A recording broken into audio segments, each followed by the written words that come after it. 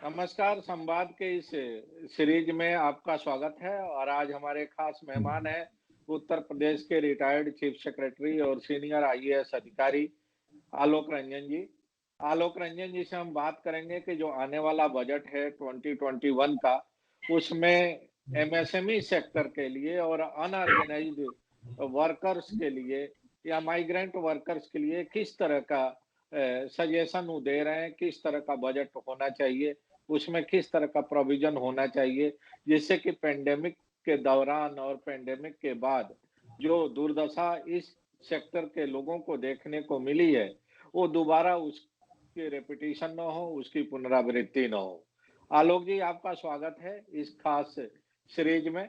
और पहला सवाल तो यही कि जो 2020 का बजट था, उसमें शायद किसी को अनुमान भी नहीं था कि पेंडेमिक जब आएगा या कोई इस तरह की दैवीय आपदा आएगी, तो देश में एमएसएमई की हालत इतनी बदतर हो जाएगी। अब हम सबने देखा कि पेंडेमिक के दौरान जिस तरह से एमएसएमई एक सबसे बड़ा एक्सचेकर में कंट्रीब्यूट करने वाला सेक्टर था और उसकी हालत सबसे ज़्यादा खराब हुई और एमएसएमई के कोलैप्स होने के वजह से करीब 50-60% जो वर्क फोर्स थी, वो बेरोजगार हो गई, उसके सामने रोटी-रोजी का संकट आ गया। तो हम आपसे जानना चाहते हैं कि अब 2021 का बजट आने वाला है, उसकी तैयारी चल रही है, फरवरी में सरकार पेश करेगी और पास भी कराने की कोशिश करेगी। आप किस तरह का सुझाव देना चाहते हैं पिछले अनुभवों को मद्देनजर? देखिए वासन जी, बहुत बहुत धन्यवाद संवाद में मुझे आमंत्रित करने के लिए। और आपने बहुत ही अहम मुद्दा उठाया है एमएसएमई सेक्टर के बारे में। और इसमें तो कुछ दो राय है ही नहीं कि एमएसएमई सेक्टर जो है वो एक बड़ी आधार है हमारी अर्थव्यवस्था की। 29% जो जीडीपी है हमारे देश की वो एमएसएमई सेक्टर से आती है और करीब 11 करोड़ लोगों को इससे रोजगार मिलता है। तो ये समझ सकते हैं कि कृषि के बाद ये सबसे अधिक महत्वपूर्ण सेक्टर अगर कोई हमारी आर्थिक व्यवस्था में है भारतवर्ष की, तो वो एमएसएमई सेक्टर है। तो आगे अब जो बजट आने वाला है 1 फरवरी को, इससे बहुत अधिक लोगों को एक उम्मीद है कि कुछ इस एमएसएमई सेक्टर के लिए और विशेष तौर से और इकोनॉमी के लिए भी इन जनरल बहुत कुछ नए कदम भारत सरकार द्वारा उठाए जाएंगे, जिससे कि ग्रोथ बढ़े। ग्रोथ रेट, क्योंकि आपने देखा ही है कि कोरोना की मार सबसे अधिक पूरी जो पड़ी इकोनॉमी में, उसमें एमएसएमई सेक्टर पे सबसे अधिक पड़ी है। 30% से अधिक एमएसएमई इकाइयां, जहां तक मेरी जानकारी है और मुझे लोगों ने बताया है, वो या तो बंद हो गई हैं या बंद होने के कगार पे हैं। लेकिन अब जब से एक रिवाइवल शुरू हुआ है पिछले 2 महीने से, तब से कुछ कुछ करके धीरे धीरे ये इकाइयां खुल रही हैं। नहीं तो कितने ही लोग बेरोजगार हो गए। और खासतौर से जो एमएसएमई सर्विसेज सेक्टर में है, जैसे हॉस्पिटैलिटी सेक्टर वगैरह में, टूरिज्म सेक्टर में, वहां तो बहुत ही अधिक बेरोजगारी उत्पन्न हुई, क्योंकि वो सब बंद हो गई सब इकाइयां इस के कारण, कोरोना के कारण। तो अब जो उम्मीद है लोगों को कि अगर है तो इसमें कुछ विशेष पैकेज एमएसएमई सेक्टर के लिए जो लाना है, वो बहुत आवश्यक है। और इसमें मैं कहना चाहूंगा कि विशेष पैकेज की जो बात मैंने कही, भारत सरकार ने पैकेज दिया था एमएसएमई सेक्टर के लिए। वो उन्होंने क्रेडिट गारंटी स्कीम लागू की थी, लेकिन क्रेडिट गारंटी स्कीम जो 3 लाख करोड़ की थी, मैं नहीं समझता कि उसका पूरा भी उपयोग भी अभी हो पाया है, कि उतना डिसबर्समेंट पैसे का हो पाया क्रेडिट बैंक के माध्यम से, कि नहीं हो पाया। डायरेक्ट सपोर्ट कुछ ज्यादा उसमें अभी उतना नहीं दिया सरकार ने। और विशेष तौर पे जो हॉस्पिटैलिटी सेक्टर है और टूरिज्म सेक्टर है, जो एमएसएमई में आता है, उसके लिए तो मैं समझता हूं, मुझे उम्मीद है और आशा है कि इस बजट में कुछ विशेष पैकेज जरूर दिया जाएगा। वो सेक्टर बिल्कुल लड़खड़ा गया है। अब अपने पैरों पर खड़े होने के लिए उसको आवश्यकता है कि कोई उसका हाथ पकड़ के उसको खड़ा कराए। इसलिए डायरेक्ट आर्थिक सपोर्ट उस सेक्टर को देना पड़ेगा, जिससे वो सेक्टर वापस आए, क्योंकि वो बहुत रोजगार उत्पन्न करता है। इसलिए ये बहुत आवश्यक है। सबसे पहली मेरी यही अपेक्षा है कि हॉस्पिटैलिटी और टूरिज्म सेक्टर जो है, इसको बहुत अधिक बढ़ावा जो है वो दिया जाएगा, ऐसा मेरी उम्मीद है। नहीं, और इसके साथ ही दूसरी बात मैं ये कह रहा था कि जो एमएसएमई सेक्टर में लोग बात कर रहे हैं नए पूंजी निवेश लगाने के बारे में, मैंने देखा कि भारत सरकार ने भी बात करी, उत्तर प्रदेश सरकार ने भी बात करी नए पूंजी निवेश लगाने के बारे में। ये पैकेज दे रहे हैं, क्रेडिट गारंटी स्कीम दे रहे हैं या और प्रोत्साहन दे रहे हैं। यहाँ सबसे अधिक मैंने जो लोग मुझसे मिलते हैं, क्योंकि मैं यहाँ स्मॉल इंडस्ट्रीज मैन्युफैक्चरर एसोसिएशन है, उसका मैं मुख्य संरक्षक भी हूँ। और वहां तो कभी तमाम स्मॉल और मीडियम सेक्टर के लोग मुझसे मिलते हैं। उनका ये कहना है कि साहब नया पूंजी निवेश तो आप आमंत्रित कर रहे हो, उनका क्या होगा जो पहले से काम कर रहे हैं इस क्षेत्र में, वो जो उनके बंद होने के कगार पे आ गए हैं यूनिट, उनका क्या होगा? तो वो एग्जिस्टिंग सेक्टर के ऊपर कुछ विशेष पैकेज की आवश्यकता है कि वो कैसे अपने पैरों पे खड़े हो पाए दोबारा, क्योंकि उनसे कई लोग बेरोजगार हो गए हैं उस इंडस्ट्रीज को बंद होने की वजह से या कम कैपेसिटी पे काम करने की वजह से। तो वो अपनी पूरी कैपेसिटी पे काम करें या बंद ना हो, उसके लिए बहुत आवश्यक है कि डायरेक्ट कुछ सपोर्ट उस सेक्टर को देना पड़ेगा जो एग्जिस्टिंग हमारी स्मॉल और मीडियम इंडस्ट्रीज हैं। और जैसा आपने शुरू में कहा, अधिकतर इसमें अनऑर्गेनाइज सेक्टर में, तो एक और मैं बात रखना चाहूंगा, वो है मैक्रो इंडस्ट्रीज के बारे में, जो माइक्रो इंडस्ट्रीज है। माइक्रो मैक्रो नहीं, माइक्रो, क्योंकि एमएसएमई का मतलब होता है micro, small and medium industries. तो इधर हमने देखा होगा कि मीडियम और स्मॉल इंडस्ट्रीज की परिभाषा भारत सरकार ने बदली है, और जो पूंजी निवेश चाहिए या एनुअल टर्नओवर चाहिए, वो उसकी दायरा बढ़ा दिया है। जैसे मीडियम इंडस्ट्री को कह दिया है कि 50 करोड़ तक पूंजी निवेश करने वाले या 250 करोड़ तक एनुअल टर्नओवर वालों को मीडियम स्केल इंडस्ट्री माना जाएगा। ये कहा गया कि ऐसी मांग इस सेक्टर के द्वारा थी जिससे अधिक से अधिक लोग इसमें एमएसएमई सेक्टर की जो योजनाएं हैं उनका लाभ उठा सकें। ये प्रशंसनीय कदम अपने आप में है, लेकिन यहाँ एक चीज मद्देनजर नहीं रखी गई कि जो माइक्रो सेक्टर है, छोटा उद्योग है, तो 10 करोड़ तक के पूंजी निवेश, 1 से लेकर 10 करोड़ तक में पूंजी निवेश करता है, या कहीं कहीं तो 1 करोड़ तक का ही पूंजी निवेश की बात करता है, उसमें 90% से अधिक उद्योग जो है वो इस श्रेणी में आते हैं। 90% से वो इस श्रेणी में आते हैं, उनके लिए कोई विशेष पैकेज नहीं है। ये क्रेडिट गारंटी स्कीम है या जो भी है, अगर आप इसकी एनालिसिस करिए तो इसमें अधिक फायदा वो बड़े वाले ही एमएसएमई जो हैं, जो मीडियम लेवल के हैं या तो उन्होंने उपयोग किया है। और जो माइक्रो सेक्टर है उसमें इतनी क्षमता नहीं रही कि वो इसका उपयोग कर पाए या वो इसकी कंडीशंस को फुलफिल कर पाए। तो माइक्रो सेक्टर में बहुत अधिक बेरोजगारी इससे आई है, क्योंकि और ये अधिकतर सेक्टर अनऑर्गेनाइज्ड है। इसको हमें ऑर्गेनाइज कराना पड़ेगा, इसको हमें फॉर्मल स्ट्रीम में लाना पड़ेगा, और इनके लिए डायरेक्ट हमें एक कुछ सपोर्ट इस सेक्टर के लिए देना पड़ेगा।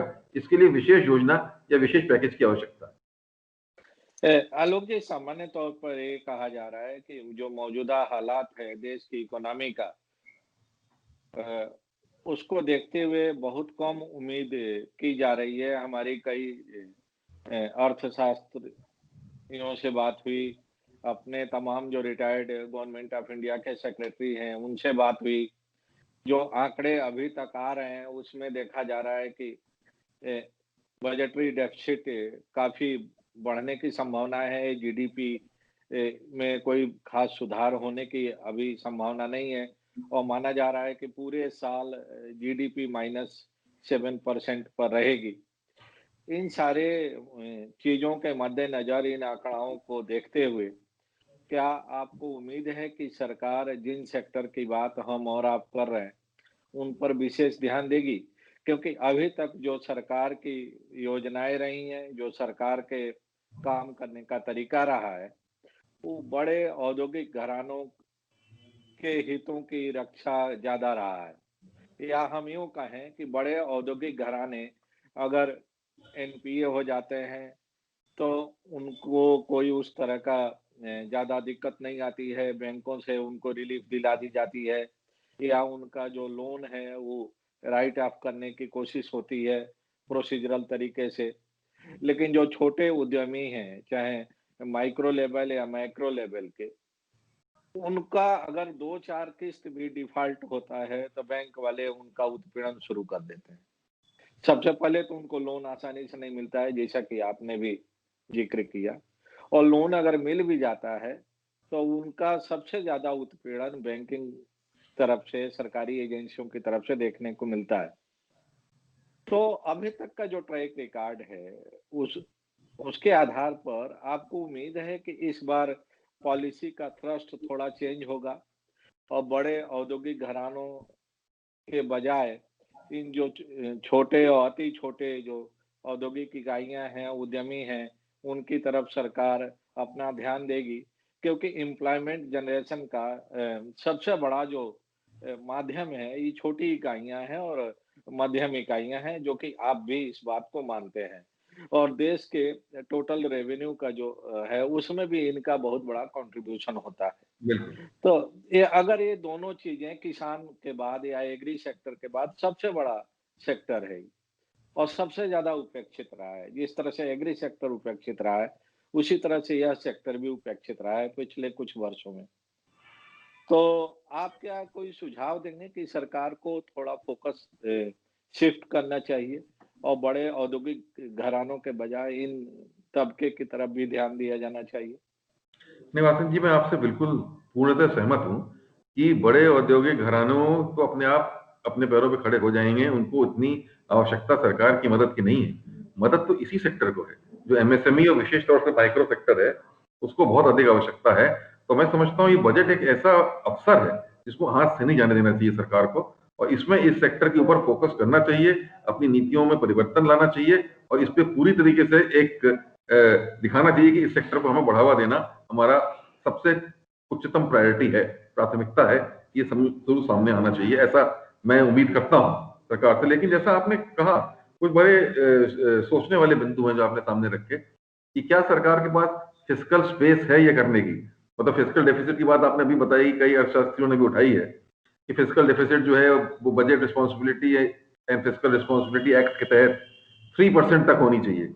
और अब वो 3% से ऊपर अगर चली जाएगी तो लोग कहते हैं कि साहब ये फाइनेंशियल प्रूडेंस नहीं है और इससे जो है आगे चल के इन्फ्लेशनरी टेंडेंसीज पैदा हो जाएंगी, इससे काफी दिक्कतों का सामना करना पड़ेगा।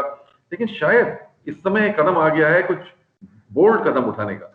शायद हमको इस 3% की जो सीलिंग है, जो रेखा है, इसको पार करना पड़ेगा। इससे कोई 4% हो जाए फिजिकल डेफिसिट, 4.5% हो जाए, एक बार इस वर्ष तो हमें करना ही पड़ेगा, क्योंकि हम कोरोना से उभर रहे हैं, एक असामान्य स्थिति से उभर रहे हैं। बहुत ही असामान्य स्थिति से उभरने के लिए कुछ असामान्य तरीके के कदम या चुनौतियों का सामना करना पड़ेगा। इसलिए ये फिजिकल डेफिसिट की बैरियर को आगे बढ़ना आवश्यक होगा।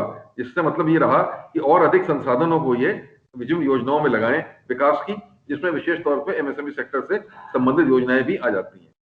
अब लेकिन प्रश्न ये उठता है कि कई और चीजों पर भी ध्यान शासन का देना पड़ेगा। पब्लिक हेल्थ को बहुत बढ़ावा देने की आवश्यकता है। कोरोना के बाद वैक्सीन में ही बात मैंने कहीं पढ़ा कि 60,000 करोड़ का खर्चा आने की उम्मीद है 2 साल के अंतर्गत। तो एक साल में 30,000 करोड़ अगर लगेगा, वो भी तो बजट पे ही बाहर पड़ेगा। कहीं मैंने पढ़ा कि वैक्सीन को लेके कोई सेस भी लगाने की बात हो रही है टैक्स पे, क्योंकि इनकम टैक्स में तो बढ़ोतरी नहीं की जा सकती इस समय। कोई भी नहीं चाहेगा कि इनकम टैक्स में बढ़ोतरी हो, ना कोई इसको एक्सेप्ट करेगा, ना किसी और टैक्स में बढ़ोतरी एक्सेप्ट होगी। तो अब ये सेस के तरीके से लाके अगर कुछ संसाधन जुटाने की बात की जाएगी, तो ये भी देखने का विषय है कि वो कितना सेस होगा या क्या होगा, और उस सेस का किस प्रकार उपयोग किया जाता है। और अगर सेस लगेगा तो वैक्सीन के लिए हो रहा है, वो एमएसएमई सेक्टर को या किसी और सेक्टर को उस संसाधन का लाभ डायरेक्टली तो नहीं मिल पाएगा, जो मैं समझ रहा हूं।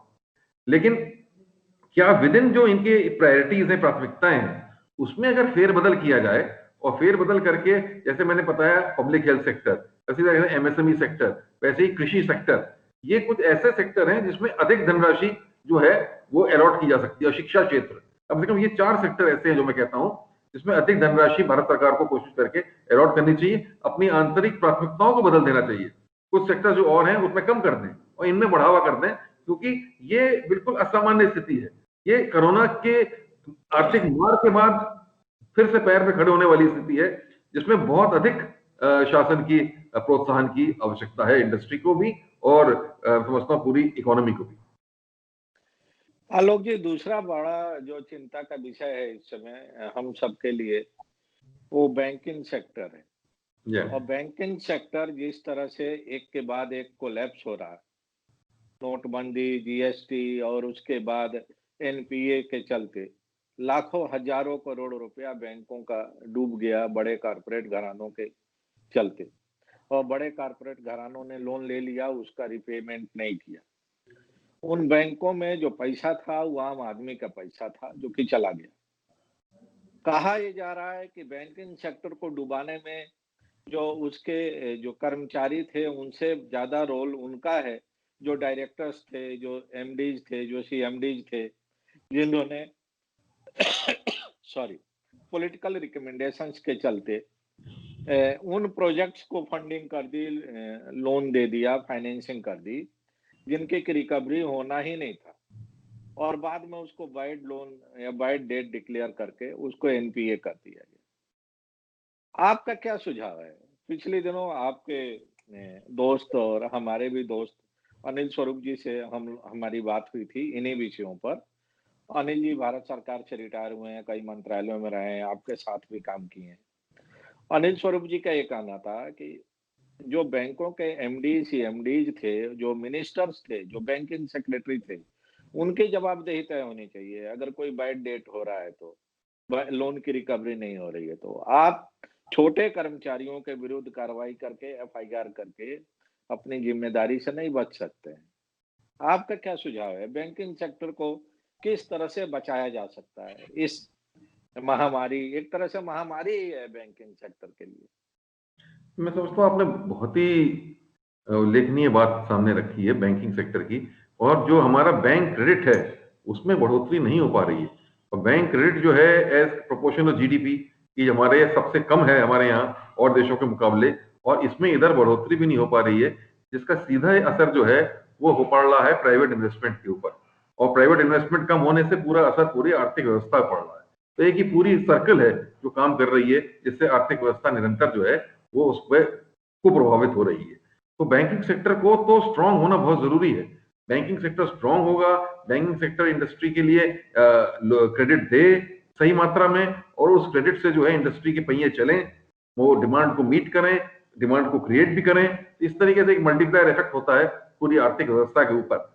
लेकिन ये बात है कि ये क्यों बढ़ रहे हैं इनके इतने, या क्या बात है? एक तो ये रहा कि 2008 का जो पूरे अंतर्राष्ट्रीय स्तर पे एक लेमन स्कैंडल हुआ था, और उसके बाद जो पूरी आर्थिक व्यवस्था चरमरा गई थी, उसमें भारत ने उसमें ये कदम उठाया कि हमने भाई फिस्कल डेफिसिट वाली बात पर ध्यान नहीं देते हुए हमने और बैंकों को कहा कि आप उदार नीति से आप क्रेडिट जो है वो बांटें। उन्होंने बांटा, लेकिन कहीं पे जिस समय तक उसको रोकना चाहिए था उस समय ना रोका, वो व्यवस्था चलती चली गई। और जैसा आपने कुछ कहा कि कहीं ऊपर से टेलीफोन आ जाता था, कहीं कुछ हो जाता था, और उसके माध्यम से लोन लोगों ने बांट दिए, जबकि उसको सही तरीके से प्रोजेक्ट को आंकलन शायद नहीं किया। तो अब इस सब का असर ये पड़ा कि एनपीएस बढ़ते चले गए।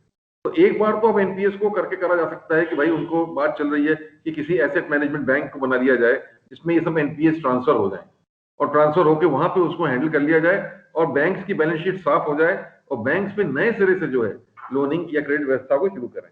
लेकिन ये है कि जब तक पूरा काम करने की संस्कृति नहीं बदलती है, तब इतने से क्या फायदा होगा मेरी समझ में नहीं आता। हम एक बार एनपीएस को ट्रांसफर भी कर दें, दोबारा फिर एनपीए क्रिएट हो जाएंगे, दोबारा बढ़ते चले जाएंगे साल 2 साल में 3 साल में।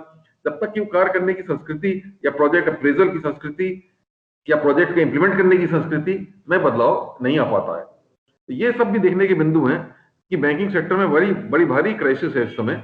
और एक ही बात ये भी आ रही है, कई लोग कह रहे हैं कि बैंक्स को भारी मात्रा में शासन द्वारा कैपिटलाइज करना पड़ेगा, यानी कि शासन के द्वारा इसमें कैपिटल निवेश करना पड़ेगा, पूंजी निवेश। अब अगेन वही बात आ जाती है जो आपने पहले उठाया कि सरकार के पास क्या इतनी संसाधन इस साल होंगे बजट में कि वो बैंक्स को कैपिटलाइज करे? मैं समझता हूं कि उनकी इच्छा भी हो सकती है, लेकिन धनराशि उतनी नहीं होगी कि कोई बड़े मात्रा में बैंक्स को कैपिटलाइज कर पाए, जबकि एक अनिवार्यता सी बन रही है तो उन्हें कैपिटलाइज करना पड़ेगा। तो जब वो कैपिटलाइज नहीं कर पाएंगे तो फिर वो उसी तरीके की व्यवस्था जो है वो चलती चलेगी। दूसरा, जैसा आपने बताया कि वहां के छोटे कर्मचारी अधिकारी को खिलाफ कार्रवाई हो जाती है, तो वो उसके बाद वो निर्णय लेने में डरते हैं। तो एक ये माहौल बनना बहुत जरूरी है कि अगर बोनाफाइड डिसीजन लिया गया है किसी ने, तो बोनाफाइड डिसीजन के लिए, निर्णय के लिए उनके खिलाफ क्रिमिनल कार्रवाई ना हो जाए, कानूनी कार्रवाई ना हो जाए। ये आश्वस्त करना पड़ेगा लोगों को, तब वो सही तरीके से जो है क्रेडिट व्यवस्था बढ़ाएंगे या लोन और देंगे इंडस्ट्री को। नहीं तो वो डरे संकुचे बैठे रहेंगे और कोशिश यही करेंगे कि अपने कलम से कोई चीज स्वीकृत ना करें या सैंक्शन ना करें। और तीसरा, जैसा आपने बताया, मेरे अनिल सरोज जी ने जैसा कहा, हाँ, अगर कहीं गड़बड़ी होती है, बैंकों के साथ में स्कैम होता है, गलत व्यवस्था होती है, तो उसके लिए वो छोटा कर्मचारी अकेला जिम्मेदार नहीं है, पूरे बैंक का मैनेजमेंट जिम्मेदार है, और हाँ, शासन स्तर की भी जिम्मेदारी है, क्योंकि हर स्तर पे इसकी देखरेख होनी आवश्यक होती है। तो ये मैं पहलू कहूंगा। लेकिन आपने एक ऐसा मुद्दा छेड़ा है कि मैं समझता हूँ कि बजट में इसका ये हल निकल पाए, ऐसा मुझे उम्मीद नहीं लग रही है, क्योंकि ये सेक्टर हो सकता है आगे चल के हमको ये भी सोचना पड़े कि क्या ये पब्लिक सेक्टर बैंक्स को हमें धीरे धीरे करके प्राइवेटाइज करना चाहिए क्या? इसकी बात भी चल रही है, लेकिन इसके दोनों पहलू हैं। प्राइवेटाइज करने के अगेंस्ट के भी पहलू हैं जो लोग सामने रखते हैं, और प्राइवेटाइज करने के पक्ष में भी पहलू लोग सामने रखते हैं। आईसीआईसीआई बैंक, एचडीएफसी बैंक के बारे में लोग बताते हैं कि उन्होंने अच्छा किया है, लेकिन ऐसा नहीं है कि प्राइवेट बैंक में भी स्कैम नहीं हुए हैं। यस बैंक का मुद्दा भी हमारे सामने चल रहा यस है। बैंक है, पीएमसी है, तमाम हाँ, बैंकों पीएमसी में। है, तो वहां भी स्कैम हुए हैं, वहां भी गड़बड़ियां हुई हैं। तो ऐसा नहीं है कि वो बिल्कुल एफिशिएंसी के कोई वो है, एक पैरामीटर है बिल्कुल कि वहाँ हर चीज बहुत फेयरली होती है या ट्रांसपेरेंट तरीके से होती है। एफिशिएंटली होती है। तो ये एक बड़ा कॉम्प्लिकेटेड इश्यू है जिसमें नीति विषयक प्रश्न है, जिसपे मेरे ख्याल भारत शासन को, भारत सरकार को बैठ के मंथन करके एक आर्थिक अर्थशास्त्रियों के साथ बैठ के इसका कुछ हल जरूर निकालना पड़ेगा, क्योंकि वर्तमान स्थिति ऐसी है कि बैंकिंग व्यवस्था जैसी चल रही है वो चरमरा गई है और इससे भारत के आर्थिक विकास पे बिल्कुल विपरीत असर पड़ रहा है। और इसको अगर नहीं सुधारा गया तो इन्वेस्टमेंट नहीं बढ़ेगा, डिमांड नहीं बढ़ेगी और आर्थिक सुधार नहीं हो पाएगा। आलोक सर, एक आरोप लगते थे यूपीए की सरकार पर कि जब यूपीए 2 की सरकार थी तो उसके ऊपर आरोप लगता था कि पॉलिसी पैरालिसिस है, जी हाँ। निर्णय नहीं हो पाते हैं। मौजूदा सरकार पर आरोप लग रहा है कि गवर्नेंस बहुत पुअर है। तमाम महत्वपूर्ण विभागों में महीनों पोस्ट खाली रहते हैं, अपॉइंटमेंट नहीं हो पाते हैं और गवर्नेंस को लेके भी तरह तरह के सवाल खड़े किए जा रहे हैं कि डिसीजंस तो हो जाते हैं, बहुत ही एम्बिशियस डिसीजंस हो जाते हैं, लेकिन उन निर्णयों के इम्प्लीमेंटेशन में, एग्जीक्यूशन में काफी कमी, कोताही देखने को मिलती है, जिसका असर कि सीधे-सीधे पूरे अर्थव्यवस्था पर पड़ रहा है, हमारे पूरे अलग-अलग सेक्टर्स पर पड़ रहा है और जो ऑप्टिमम रिजल्ट आना चाहिए वो नहीं आ रहा। आपको भी लगता है कि कहीं न कहीं गवर्नेंस में और स्ट्रीमलाइन करने की ज़रूरत है? गवर्नेंस कहीं न कहीं आपने कमी ठीक है कहा गवर्नेंस। कि काफी दिन पहले यूपीए 2 के टाइम पर भी ये बात उठी थी पॉलिसी पैरालिसिस की, और मैं व्यक्तिगत रूप से मैंने देखा है, उस समय मैं तो तब सर्विस में था, कि हाँ पॉलिसी पैरालिसिस हो गई। वो निर्णय लेने को ही कोई नहीं तैयार था। बड़े बड़े सचिव या स्तर के अधिकारी भी सामने चीज को देख रहे थे, लेकिन निर्णय इसलिए नहीं लेते थे, वो ये सोचते थे कि कहीं मैं अगर ये निर्णय लूं, कल को कोई ये ना कहे कि आपने निर्णय आर्थिक रूप से फलाना को मदद करने के लिए किया है या फलानी कंपनी को मदद करने के लिए किया है। क्योंकि देखिए आर्थिक जो वो पॉलिसीज होती हैं उसमें बड़ा डर है। आप कोई भी आर्थिक नीति निकालेंगे उससे किसी न किसी का तो फायदा होगा, किसी का नुकसान होगा। तो अगर इसमें आपके ऊपर आरोप लग जाए कि नहीं आपने इसको फलाने को मदद करने के लिए किया है, तो अधिकारी एकदम डरता है, घबराता है और ये कोशिश करता है कि मेरी जान बची रहे। उसमें वो निर्णय लेता नहीं है और घुमाता रहता है फाइल को। ये पॉलिसी पैरालिसिस इसी को कहते हैं। और उस समय ये और ज्यादा इसलिए हो गई थी कि हमें खुद याद है कि हमारी ही सर्विस के एक से एक अच्छे अधिकारी जैसे हरीश गुप्ता जी रहे, कोल सेक्रेटरी। मैं समझता हूँ सारी दुनिया जानती है कि वो बेहद ही ईमानदार अधिकारी, बेहद ईमानदार अधिकारी, इनमें कोई संदेह कहीं नहीं। लेकिन बताइए कोल स्कैम में बुरी तरीके से उनको रगड़ दिया गया, फंस गए, जेल गए, चार्जशीट हो रहे हैं, मतलब कहीं कोई बचाव नहीं है। फिर अगर कहीं पर कोई चीज आपके खिलाफ कहीं भी कोई निकल आती है कि कोई कमी रह गई, तो आपका कोई भी रेपुटेशन या करियर या कोई चीज आपको बचा नहीं पाती है। इसी डर से एक पॉलिसी पैरालिसिस जो थी वो सामने आई थी। और जो गवर्नेंस की डेफिसिट आप कह रहे हैं अब, ये भी इसी का कंटिन्यूएशन ही है। यही यही जो मानसिकता है इसी का कंटिन्यूएशन है कि लोग सोच रहे हैं कि भाई कोई भी चीज अपने आप, अपना कलम को हम क्यों फंसाएं, चलने दें, चीज चल रही है जिस तरीके से स्टेटस को में, और ज्यादा कोई अधिक परिवर्तन लाने का प्रयास ना करें। शासन बड़ी बड़ी घोषणा करते हैं, शासन से घोषणाएं भी होती हैं, लेकिन उसको लागू करने के लिए फिर उसी तरीके से एक स्वतंत्र प्रशासन की आवश्यकता है, जो स्वतंत्र रूप से काम करें और रिजल्ट्स दे, और उसका मूल्यांकन रिजल्ट्स के आधार पे हो। ये नहीं हो रहा कि रिजल्ट्स के आधार पे लोगों का मूल्यांकन हो, रिजल्ट्स के आधार पे उनको अच्छी पोस्टिंग या प्रमोशन मिले। और मैं समझता हूँ ऐसा होना चाहिए सिविल सर्वेंट्स के लिए। सिविल सर्वेंट्स उत्तरदायी है रिजल्ट देने के लिए, खाली इसके लिए नहीं है कि आप फाइल चलाते हैं इधर से उधर। उन्हें समाज के लिए, सोसाइटी के लिए काम करना है। तो शासन स्तर पे, गवर्नमेंट लेवल पे उनका मूल्यांकन इसी आधार पे होना चाहिए। और साथ ही साथ गवर्नमेंट को, जो पॉलिटिकल एग्जीक्यूटिव है हमारे, उनको ऐसा वातावरण खड़ा करना चाहिए कि सिविल सर्वेंट डरे नहीं निर्णय लेने में, डरे नहीं काम करने में। उसमें एक महसूस हो कि मेरे को, अगर मैं सही तरीके से नियत से काम कर रहा हूं तो मैं सुरक्षित हूं।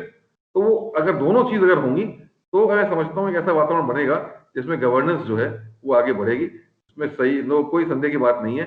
गवर्नेंस फेलियर बड़ा इंपॉर्टेंट रीजन होता है चीजें सही तरीके से लागू ना करने में या सही तरीके से क्रियान्वित ना होने में। अभी देखा होगा आपने कि विभागों के बजट ही नहीं खर्च हो पाए। उत्तर प्रदेश का भी मैंने देखा थी फिगर, उत्तर प्रदेश की भी, भारत सरकार की भी, कि अभी स्वीकृतियां ही पूरी नहीं जारी हो पाई हैं और बहुत कम खर्चा हुआ है पिछले वर्षों के मुकाबले। हाँ, कोरोना असामान्य वर्ष था, लेकिन फिर भी मतलब जिस तरीके से होना चाहिए तो उसके हिसाब से भी बहुत कम ही व्यय हो पाया है। तो जो कम व्यय हो रहा है, कम स्वीकृतियां हो रही हैं, कम पैसा आवंटित हो रहा है, ये सब गवर्नेंस के ही मामले हैं। आलोक सर, एक और चीज आई है सामने और उसका भी डिबेट की शुरुआत तो पहले हो गई थी, लेकिन अनिल स्वरूप जी ने भी अपनी किताब में उसका जिक्र किया है। आपके पास भी आई होगी किताब, उन्होंने आइए। पढ़ा होगा। सीएजी की भूमिका एक बार फिर विवादों में है और अनिल स्वरूप जी ने भी माना है और पिछले कई जो इकोनॉमिस्ट रहे हैं, जो सिविल सर्वेंट्स रहे हैं, उन्होंने माना और हरीश गुप्ता जी का केस फिट केस था सीएजी के एक्टिविज्म का कि सीएजी के उस नोशनल वैल्यूएशन के चलते जिस तरह से पूरे सिस्टम को उन्होंने क्रिपल करवा दिया और कोई भी निर्णय लेने से डरने लगा। आपको ध्यान होगा जब ये सरकार आई आज से 7 साल पहले और अरुण जेटली जी का राज्यसभा में एक स्पीच चल रहा था। अरुण जेटली जी पहले व्यक्ति थे जो सरकार बनते ही उन्होंने कहा कि इंस्टीट्यूशंस को एक्टिविज्म से बचना चाहिए और उनका इशारा सीधे-सीधे सीएजी ऑफिस की तरफ था। तो आपको लगता है कि सीएजी को भी जवाबदेह बनाना चाहिए जिस तरह से टीएन चतुर्वेदी हम नाम लेके कह रहे हैं, टीएन चतुर्वेदी और विनोद राय 2 ऐसे सीएजी बने देश में जिन्होंने कि देश की पूरी गवर्नेंस और सिस्टम को ब्यूरोक्रेटिक सिस्टम को ही एक तरह से लकवा मारने की स्थिति में पहुंचा दिया था और उससे रिकवर होने में मुझे लगता है कि कई दशक लगेगा फिर। तो क्या आप चाहते हैं कि सीएजी को भी इस तरह की चीजों से परहेज करना चाहिए और पॉलिटिकल एक्टिविज्म से दूर रह के जो फाइनेंशियल डिसिप्लिन है उसी के तहत इवैल्यूएशन करना चाहिए योजनाओं का और एक्सपेंडिचर्स का? नहीं, नहीं, मैं आपसे बिल्कुल सहमत हूँ। किसी भी जैसे आपने बताया इंस्टीट्यूशन को एक्टिविज्म में नहीं पढ़ना चाहिए। हमें खतरा ये हो जाता है कि इन इंस्टीट्यूशन में जब लोग जाते हैं, तो उनको एकदम जो स्वतंत्रता मिलती है वहाँ काम करने की, क्योंकि जैसे जब उसमें रहते हैं सरकारी नौकरी में एज़ अ सिविल सर्वेंट, तो काफ़ी बंदिशें रहती हैं उनके ऊपर, काफ़ी ओवरसाइट एजेंसीज़ रहती हैं, सब रहती है। लेकिन जहाँ इस तरीके के इंस्टीट्यूशन में चले गए, जो कि ऑटोनोमस हैं, उनमें रेगुलेटरी बॉडीज़ हैं, उसमें अगर चले गए, तो फिर उनके कहीं-कहीं पे मानसिकता में बदलाव आ जाता है कि मैं जो चाहे मैं कर सकता हूँ और कहीं-कहीं वो उसमें ऐसा कुछ कदम भी उठाए जाते हैं जिससे कि पूरी आर्थिक व्यवस्था पर भी असर पड़ सकता है या पूरी व्यवस्था पर प्रश्न चिन्ह उठ सकते हैं। तो मैं तो समझता हूँ कि जैसे सीएजी का ही रोल है, बहुत अहम भूमिका है सीएजी की। पूरे हमारे अकाउंट्स को मेंटेन करने के लिए, पूरे हमारे फाइनेंशियल सिस्टम को सही रास्ते में रखने के लिए, utilisation of public funds, money जो है, वो बिल्कुल सही तरीके से हो, ये बहुत ही अहम चीज़ है क्योंकि ये पब्लिक का मनी है, टैक्स पेयर का मनी है। इसलिए सीएजी की भूमिका बहुत अहम है और इसमें कोई संदेह नहीं किया जा सकता और उनको अगर ये भूमिका खाली अपना नियम से ही अगर निपटाएं इस भूमिका को, तो बहुत अधिक असर जो है वो पूरा पड़ता रहेगा उनका। उनको कोई लीक से हट के कोई नई बात कहने की आवश्यकता नहीं है या कोई एक्टिविज्म अधिक दिखाने की आवश्यकता मैं समझता हूँ नहीं है।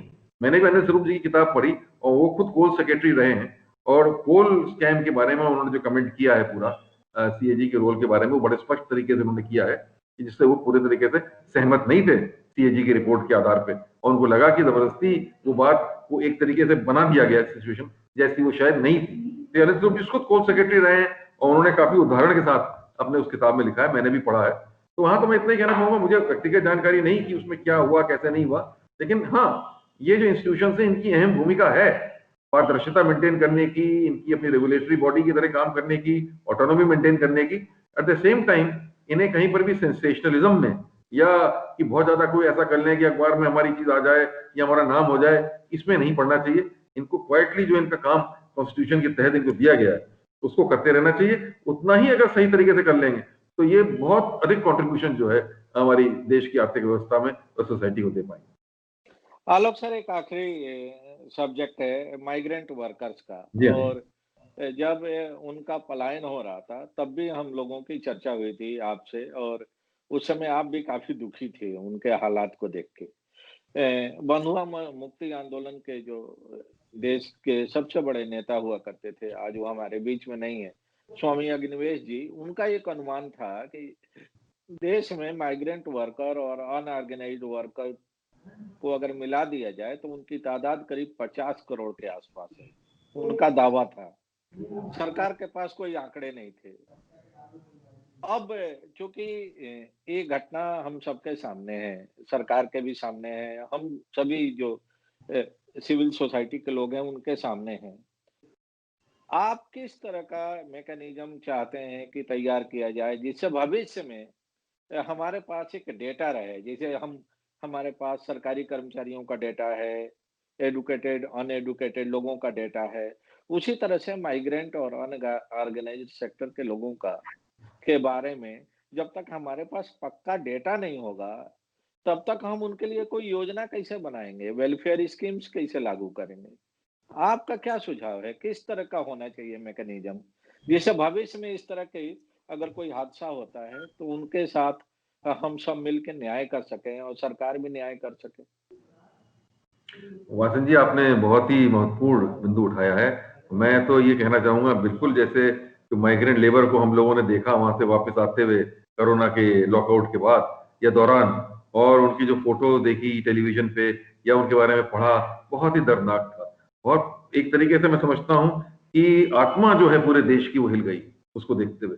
कोई ऐसा नहीं था जिसकी आत्मा ना हिली हो, उनकी पीड़ा को देखते हुए, किस प्रकार वो सैकड़ों किलोमीटर पैदल चल रहे थे, बिना खाने के, बिना पानी के, किस प्रकार औरतें, बच्चे सब चले जा रहे थे। मतलब एक विवशता थी उनके सामने, एक होपलेसनेस की स्थिति थी, जो मैं समझता हूँ कि हम सबके लिए, मैं ये किसी एक को भी नहीं कहता हूँ, हम सबके लिए बहुत ही दुःख की चीज़ थी और एक अपने अंदर झाँक के देखने की स्थिति थी कि ये किस तरीके का भारत हम सबने मिलकर निर्माण किया है, जहाँ एक माइग्रेंट लेबर जो अपना मज़दूरी देके हमारे घर बनाता है, हमारे होटल बनाता है, हमारे सड़कें बनाता है, हमारे ब्रिजेस बनाता है, हमारे लिए तमाम योजना लाता है, उसकी क्या स्थिति है और उसको किस तरीके से गुजरना पड़ता है। बहुत ही दुखदायी स्थिति थी और मैं समझता हूँ कि इस बजट में भी मैं चाहता हूँ कि इस माइग्रेंट लेबर वाले इश्यू को तो ज़रूर सामना किया जाए। तब क्योंकि इसको इसको आप अंडर द कारपेट नहीं डाल सकते हैं, इसको आप नज़रअंदाज नहीं कर सकते हैं। ये तो सामने आ गया मुद्दा। अब इसको कैसे हैंडल किया जाएगा? क्योंकि अभी फिर लोग वापस जा रहे हैं काम पे, जैसे इकोनॉमी खुल रही है, अधिकांश जगह लोग जा रहे हैं क्योंकि उनकी मजबूरी है वापस जाना। सबसे पहला कदम तो ये है कि वो क्यों जाते हैं। एक तो कुछ हद तक माइग्रेशन होता ही होता है किसी भी आर्थिक स्थिति में, रूरल एरिया से शहरी क्षेत्र में या एक कम विकसित प्रदेश से अधिक विकसित प्रदेश में, ये एक नेचुरल प्रक्रिया भी है और इसका कारण ये है गरीबी, क्योंकि वहां से आपको हटना पड़ रहा है क्योंकि आप वहां अपने दो रोटी का संसाधन नहीं जुटा पा रहे हैं, आपको अपने रोजगार वहां पे उपलब्ध नहीं है। तो पहला कदम तो यही उठाना पड़ेगा, जैसे यूपी बिहार जैसे प्रदेश है जहां से अधिक माइग्रेशन होता है, कि वो लोगों को रोजगार लोकल लेवल पे वहां पे उपलब्ध कराएं। इसके लिए तो उत्तर प्रदेश के लिए तो मेरा यही वो है सुझाव कि रूरल इंडस्ट्रियलाइजेशन बड़ी भारी मात्रा में कराया जाए, उसका एक हब बनाया जाए जिससे लोगों को रूरल लेवल पर ही उद्योग लगे, फूड प्रोसेसिंग के लगे, वैल्यू एडिशन के लगे कृषि पदार्थों में, और वहीं लोगों को रोजगार मिल सके तो लोग कम से कम माइग्रेट होंगे। लेकिन फिर भी अगर जो माइग्रेट होके जाते हैं, बेहतर उसको उनको जरूर डेटा, आपने सही कहा, डेटा बैंक पूरा बनाना पड़ेगा और डेटा बैंक बनाने के बाद उनको पूरी सोशल सिक्योरिटी की व्यवस्था उनकी करनी पड़ेगी, जैसे कि राशन कार्ड उनको उपलब्ध रहे, जैसे कि उनकी हेल्थ की पूरी जो व्यवस्था है वो वहां पे उपलब्ध हो सके, फ्री हेल्थ सुविधा हो पाए, उनके बच्चों की शिक्षा की व्यवस्था का ध्यान हो सके, उनके रहने की व्यवस्था सही तरीके से हो सके। ऐसा ना हो कि उनको सड़क पर रहना पड़े या कोई बहुत ही स्लम में जाके घुस के रहना पड़े। एक हाइजीनिक वातावरण में रहने का उनको अधिकार है। तो ये सब जो उनके एक मानव अधिकार हैं, ये सब उनको मिलना बहुत आवश्यक है। जो माइग्रेंट लेबर भी जाता है, उसके लिए नीति बनाना है, उसके लिए डेटा बैंक भी तैयार करना है और उसके लिए एक एम्पैथी के साथ, उनके दर्द को महसूस करते हुए नीतियां बनाना बहुत आवश्यक है, क्योंकि ये केवल एक गणित की चीज भी नहीं है, ये एक मानवीयता की चीज है, जिसको ध्यान में रखते हुए करना पड़ेगा। बहुत बहुत धन्यवाद आलोक जी, अपना धन्यवाद, कीमती समय देने के लिए। बहुत थैंक धन्यवाद यू। Ji, thank you. बहुत धन्यवाद।